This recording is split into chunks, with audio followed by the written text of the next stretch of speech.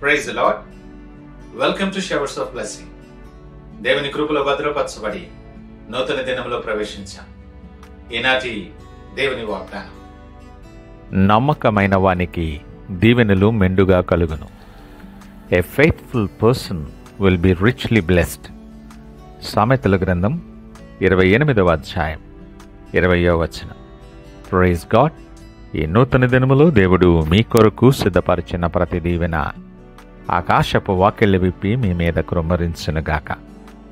మరి ఒక నూతన దినాన్ని ఆరంభిస్తున్న నేపథ్యంలో ప్రేమ కలిగిన వాగ్దానము ద్వారా దేవుడు మనల్ని దర్శిస్తూ ఉన్నాడు. ఈ లోకంలో అనేక మంది విజయాన్ని కోరుకుంటారు. మనం కూడా ప్రతి పనిలో విజయం కలగాలని కోరుకుంటాం.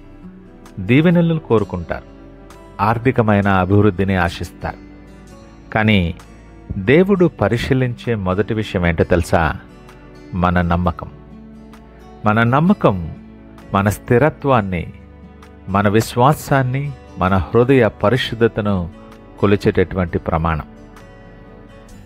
ఈ నమ్మకం దేవుని స్వభావానికి ప్రతిబింబం. ఎందుకంటే దేవుడు నమ్మదగినవాడు. ఆయన వాగ్దానాలను ఎప్పుడూ విస్మరించేవాడు కాదు. మనం ఆయన సంతానముగా ఉన్నప్పుడు ఆయన స్వభావములో మనం కనబడాలి కదా. నమ్మకం అంటే మనము చూడకపోయినా కనబడకపోయినా దేవుని మీద విశ్వాసం ఉంచటం.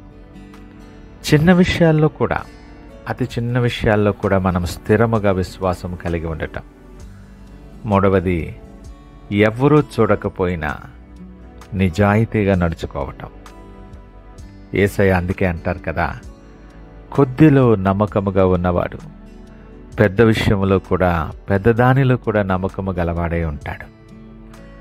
దేవుడు నమ్మకమైన వారిని ప్రోత్సహిస్తాడు, ప్రేమిస్తాడు. నమ్మకమైన సేవకుడిని గౌరవిస్తాడు. తలాంతుల ఉపమానం మీకు గుర్తుండే ఉండొచ్చు. ఒకడు 5 తలాంతులు తీసుకుని వాటిని రెట్టింపు చేశాడు. దేవుడు అంటాడు, బలా నమ్మకమైన మంచి దాసుడా, నీవు కొద్దిలో నమ్మకముగా ఉన్నావు గనుక నిన్ను అనేక మందికి నేను అధిపతిగా చేసేదను. నిజమే, దేవుడు మన విశ్వాసాన్ని పరీక్షిస్తాడు, మన నమ్మకాన్ని పరిశీలిస్తాడు.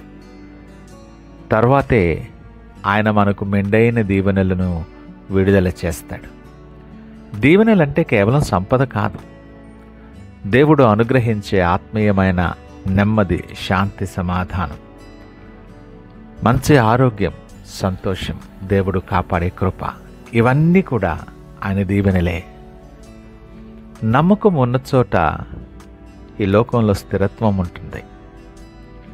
లోకంలో కదలిక ఉన్నా, అనేకమైన ఆటుపోట్లు వచ్చినా, నీ విశ్వాసం, నీ నమ్మకం ఉన్న చోట నువ్వు స్థిరముగా ఉంటావు.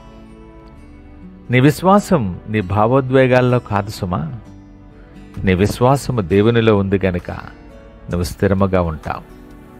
ఇది నమ్మకానికి, నీ దీవెనలకు ఉన్నటువంటి తాళం చెవిది.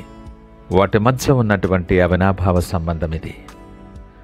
ప్రస్తుత పరిస్థితుల్లో త్వరగా చేయటం అలవాటైపోయింది. త్వరగా ఎదిగిపోవాలి, త్వరగా సంపాదించాలి, ఏ పనినైనా వేగంగా చేసేయాలి. కానీ దేవుడు వేగాన్ని కాదు, స్థిరత్వతను గౌరవిస్తాడు. ఆయన సమయాన్ని వేచి చూసేవాడు, నమ్మకంగా నడుచుకునేవాడు. ఆయన దగ్గర మెండైన దీవెనలు పొందుతాడు. దేవుని దృష్టిలో నమ్మకం అంటే హృదయములో స్థిరత్వము కలిగి ఉండడం. అందుకే దావీదును గురించి దేవుడు మాట్లాడినప్పుడు, ఇతడు నా హృదయానుసారుడైన మనుష్యుడు అన్నాడు. దావీదు పాపం చేశాడు, కానీ తిరిగి నిలవబడ్డాడు. అతనిలోని నమ్మకం దేవుని ఆకర్షించింది. దేవుని విడువక, ఎడబాయక ఆయనకు హృదయానుసారుడైనటువంటి మనుష్యునిగా అతడు నిలుచున్నాడు. మన జీవితంలో కూడా ఈరోజు దేవుడు ఈ మాటలు వింటున్న మన హృదయాన్ని చూస్తూ ఉన్నాడు. నీ విశ్వాసము స్థిరమైనదేనా? ఎవరూ లేనప్పుడు, ఎవరూ చూడనప్పుడు కూడా నువ్వు నిజాయితీగా ఉంటున్నావా? దేవుడు గమనిస్తున్నాడు సుమా.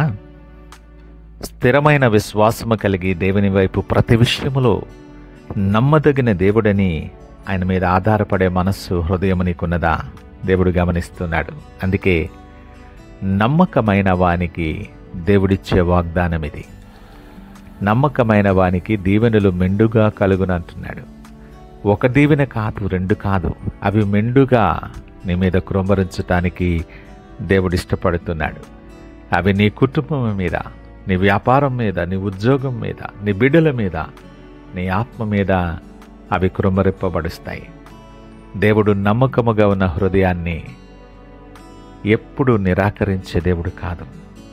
ఈ మాటలు వింటున్న ప్రియ దేవుని జనాంగమా, ఎన్నోత్తన దినాన్ని ఆరంభిస్తున్న నేపథ్యంలో నీ విశ్వాసము, నీ నమ్మకము గురించి దేవుడు సూటిగా మాట్లాడుతున్న నేపథ్యంలో ఒక ఆలోచన చేస్తూ మన జీవితాన్ని పరీక్షించుకోవలసిన అవసరత ఉన్నది. నిజమే, నేను దేవుని వాగ్దానాలు ఆలస్యం అయినప్పుడు నేను స్థిరముగా ఉన్నానా, లేదా దేవుని మాట మీద నమ్మకాన్ని కోల్పోయి అటు ఇటు తిరుగులాడుచున్నానా? ఆలోచన చేద్దాం. నేను చూసే విజయం కంటే దేవుని విశ్వాసం మీద నేను ఆధారపడుతున్నానా? మంచిగా జరిగిపోతున్నాయి, అంత చక్కగా సక్రమంగా జరిగిపోతుంది గనుక దేవుని మీద విశ్వాసం అన్న కాన్సెప్ట్ నుండి బయటకు వచ్చేసి నా శ్రమ మీద, జ్ఞానం మీద ఆధారపడే వ్యక్తిగా ఉన్నానా? ఆలోచన చేయి. నేను మనుషుల నోటిలో మనుషులకు కంటిపాపలా కాకుండా దేవుని దృష్టిలో విశ్వాసవంతుడిగా నేనున్నానా? ఆలోచన చేయి. నీ కష్టాన్ని, నీ ప్రవర్తనను, నమ్మకమైనటువంటి నీ ఓపికను, ఓర్పును దేవుడు చూస్తున్నాడు అని అంటున్నాడు. నమ్మకమైన వానికి దీవెనలు మెండుగా కలుగును. ఇది వాగ్దానం కాదు, దేవుని యొక్క హృదయ ధ్వని. కనుక ఈ నూతన దినం ఆయన వైపు చూస్తూ సడల్ని స్థిరమైన విశ్వాసముతో ఈ నూతన దినాన్ని ఆరంభిస్తూ ఆయన వైపు ప్రార్థనాపూర్వకంగా చూద్దామా? ప్రార్థించుకుందాం. మహోన్నతుడు, నమ్మకమైన మా యేసయ్యా, స్తోత్రాలు, వందనాలు. ఈ ఉదయకాలం నాతో మాటతో సూటిగా మీరు మాట్లాడారు, మీకు వందనాలు. ప్రభువా, నా హృదయాన్ని మీరు స్థిరపరచండి.